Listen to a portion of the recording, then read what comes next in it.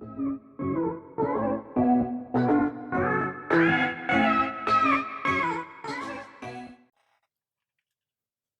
with Lyme here, and welcome back to another tutorial video.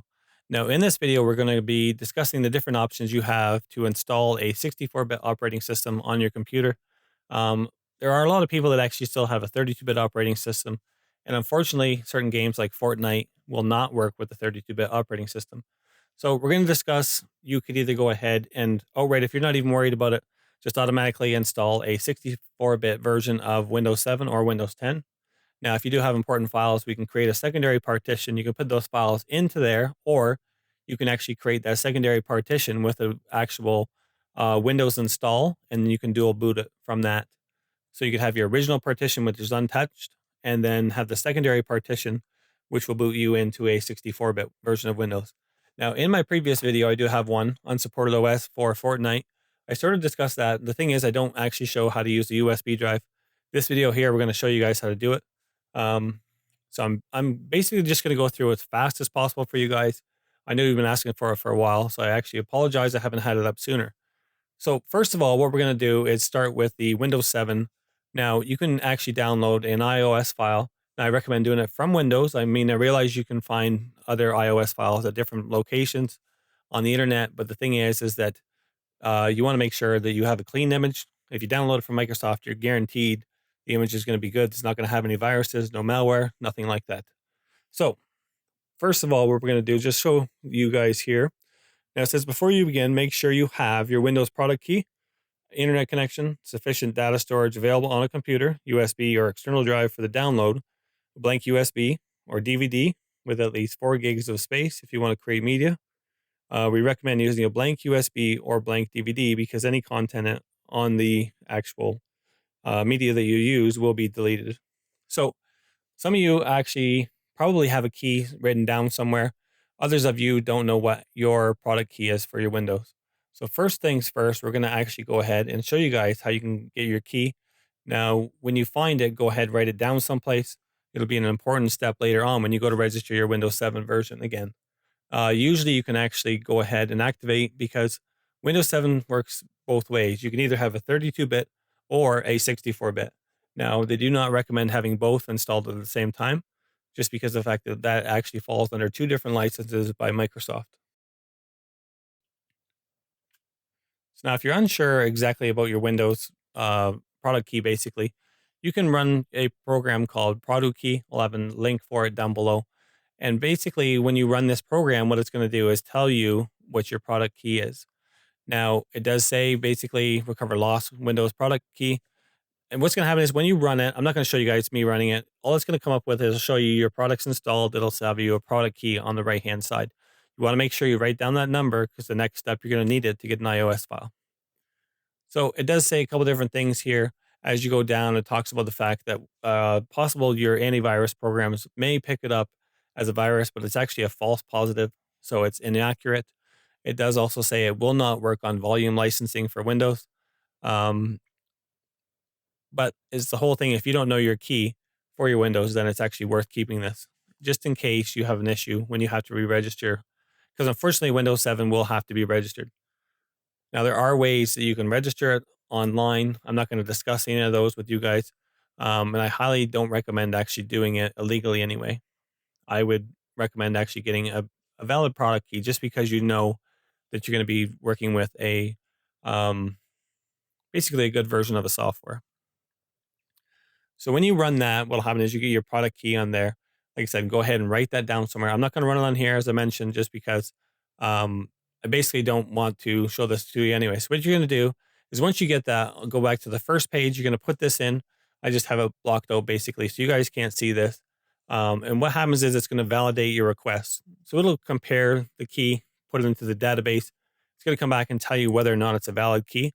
And it says on here, the product key is eligible for Windows 7 Home Premium. So we can actually do one more thing here. We're going to look at the system just to make sure that your computer can actually go ahead and run a 64-bit operating system. So all I did was, in the search bar, just put in system. It came up, and as you can see there, system type x64 based PC. So if you have something different, then obviously it's not going to work for you. You do need to have a 64-bit base processor. After you check your language, basically, what you want to do is download the 64-bit version of the actual download. I already have that on my computer. I'm just not going to show you guys here just to speed things up. Now, there is a program called Rufus. From there, you can actually go ahead and make your USB bootable device. I already have that installed on my computer. And like I said, I'll go through this as quick as possible with you guys. So basically, when it's running, you go ahead and put your drive in. I have a USB device. It's a Verbatim, I believe so, USB, 16 gig. As you can see, comes up as 16 gig there. We're going to go ahead and create the MBR partition scheme for BIOS.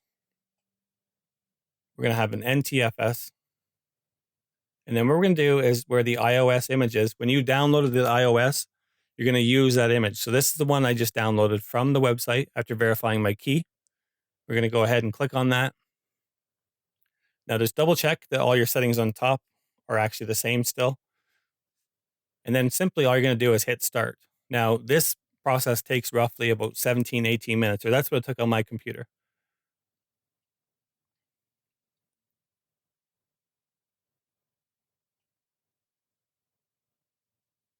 So we're just going to show you guys basically on here. This is on the actual computer it's going to run on. I'm going to show you guys how to make a partition. So this now is actually on the computer that we're going to actually deal with. And as you can see here, I actually have two partitions. I have a C and I have an F. One of them is called Fortnite. The other one's a C drive.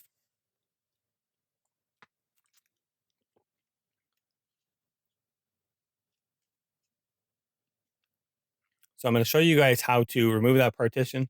If later on you ever decide that you want to remove your secondary booting, you can go ahead and simply, as much as this, that's all you have to do to erase it. So we're going to just put it in disk manager. As soon as you start doing, or disk management, I should say, what happens is it'll come up for disk management and it's going to show you your C and then it's going to show you your F. So what we're going to do is simply right click on that partition. We're going to delete the volume on that one. You guys won't have to do this because you shouldn't have this even on your computer yet. I'm just showing you how to do it just in case later on you guys decide that you want to remove that. So now we're going to do, we actually expanded our original image. So this is probably what you're going to be dealing with. You have a C drive. Possibly you may have another small partition in there for Windows just as a backup. But now what happens is all we have is a C drive. So we're going to go ahead and shrink that volume. And depending on if you're going to use the volume for another Windows install, or if you're going to actually use it for backing up of your files, all depends on how big you need it. For Fortnite, for example, I used 100 gigs roughly, just because of the fact that obviously if you have one game, you're going to want to do another. You're going to want to put your Windows on there. You probably want to do an antivirus on top of that too. So we're just going to put in 100,000 here. We're going to go ahead and shrink that volume. And this will only shrink providing you actually have the space on your C drive. If your C drive is almost full, it's not going to work. So as you can see now on the right-hand side, we actually have roughly 97 gigs unallocated. We're going to go ahead and just do the following steps here. And then we're going to call it a volume name of Fortnite, for example. You don't have to call it Fortnite. You could call it Games or Windows 64-bit, whatever you guys want to do. It doesn't matter. And as you can see, now we have a new drive inside of Windows. We have a C drive and a D drive. And the D drive is actually empty for the time being because we don't simply have anything installed on it.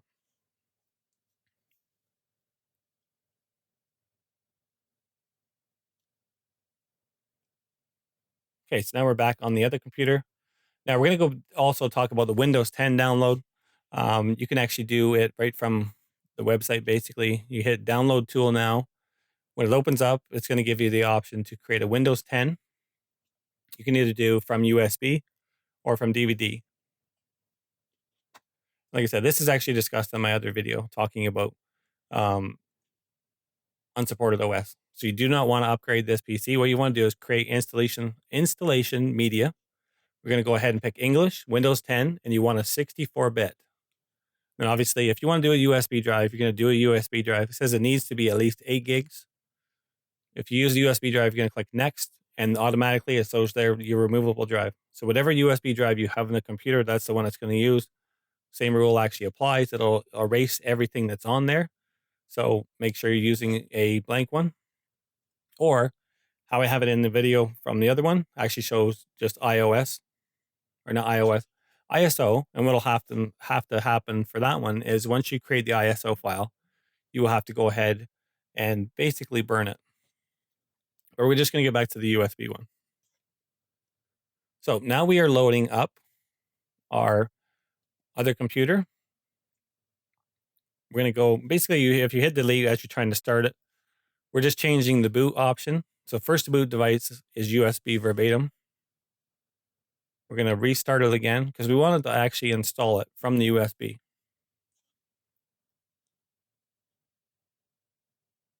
So as you can see, it's running. There is also a press F11 for menu or boot menu. This is press on F11. What happens is it gives us options. We can boot from SATA, CD, DVD, or USB verbatim. We click on the verbatim. What'll come up, press any key to boot from USB. Go ahead, press any key on your keyboard.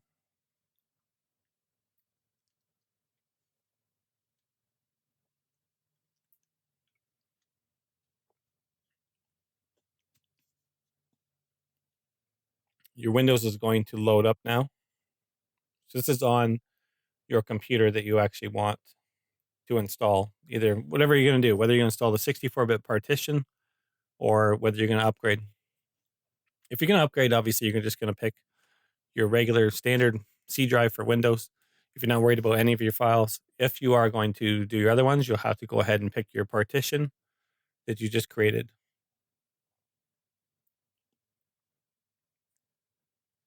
Once Windows starts up, it's going to give you the option. A couple different things here. You're just going to have to tell it basically where to install, what version. So we're going to do in English. Keyboard is US. We're going to hit next.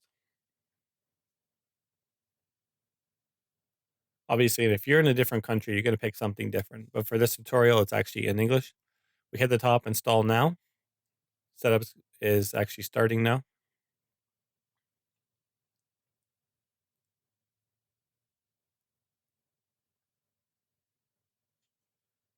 You're going to accept the terms. Now, you do not want to upgrade. You want to do a custom. And as you can see now, we actually have the partition 2, and then we have the partition 3, which is the one that we just created. And we called it Fortnite. So now we're going to go ahead, we'll click next. And what it'll do is it'll start your installation of your Windows on that partition. So it does take a while to actually install everything. It's not like it happens in 5 minutes. But the thing is it will actually install the Windows 64-bit version onto your drive.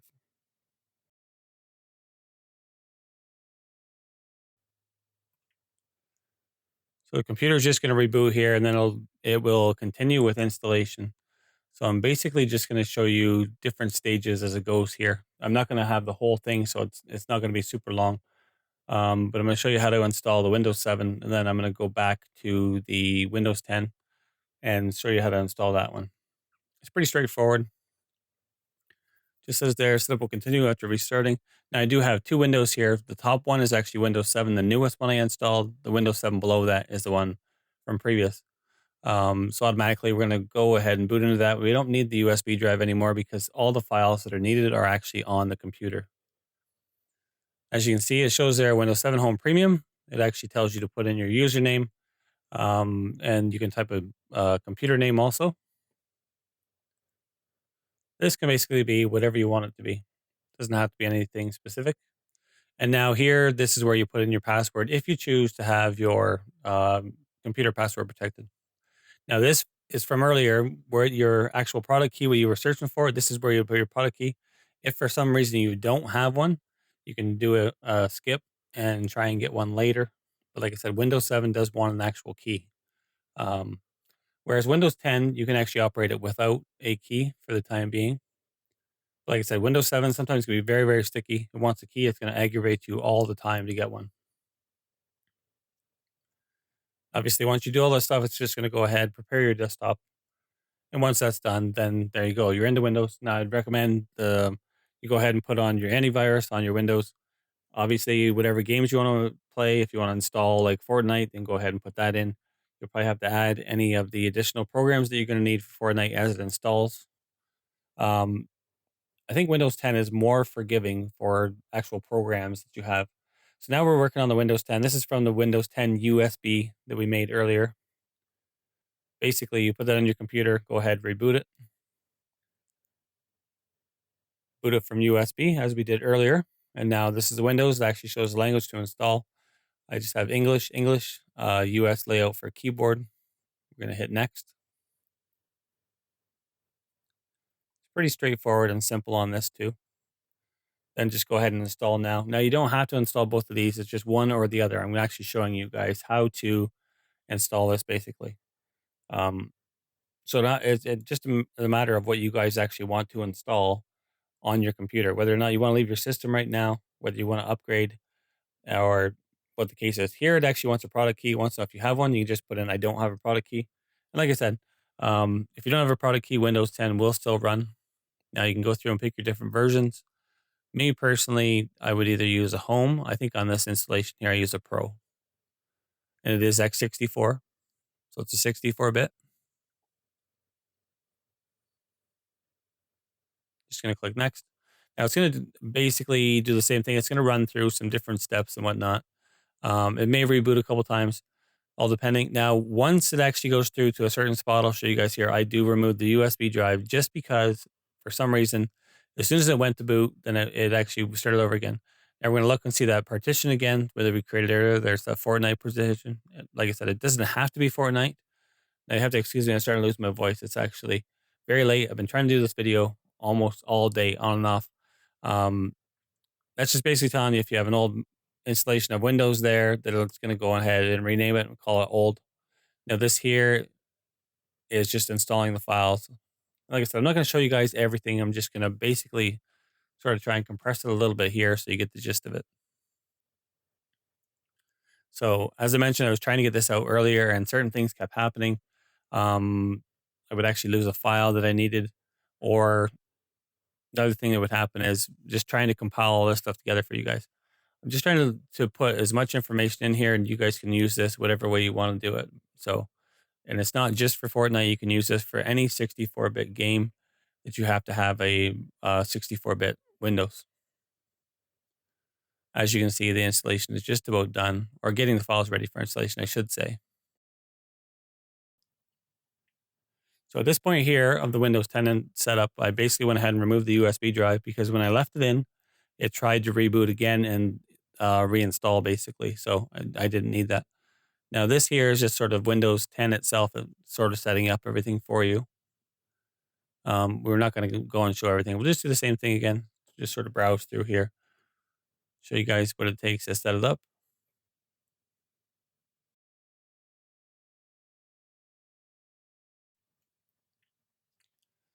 So at this point here, I don't have any internet connected, so obviously it's not going to do it. If you have internet connection at home, it'll go ahead, it'll set it up on its network. Then it wants to know your actual name you're going to use for the PC. So it's pretty simple. Just go ahead and put a name in there, hit next. Now this is for your password. You don't necessarily need it if you don't want one. That's fine. Now it talks about Cortana. You can just go ahead and turn this off or on, depending on what you want to do. Doesn't matter. And it just has a couple different things there for privacy settings. You can go ahead and pick and choose what you want. And then from here, it basically sort of customizes again for a little bit, just as it's setting stuff up.